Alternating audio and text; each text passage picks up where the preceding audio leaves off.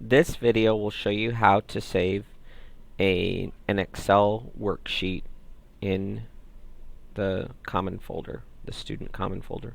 So the first thing I need to do is open up my blank workbook, and in this one, in the first cell, you can always write your name.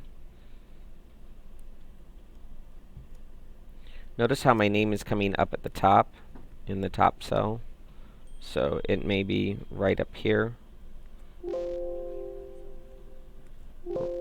right here. Sometimes you have to actually drag. That's where my name is. So when I go to File, Save As, it should have your name there. So when I go to Save As, I need to look for this PC,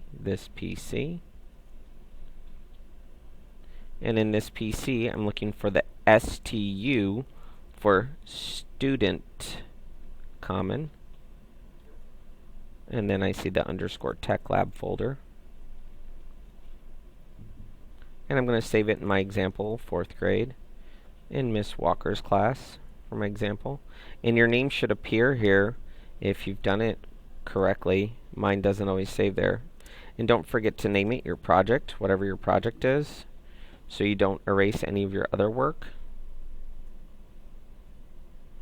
Oops, mine's being difficult. And then click on Save. And notice that it says Excel Workbook. It needs to say that if it's being difficult. And I know it's saved correctly because my name is up at the top. I can also check it by going to Save As.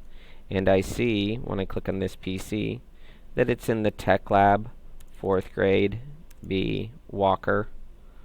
So I can cancel that out and go back and continue my work. Thank you for watching my video.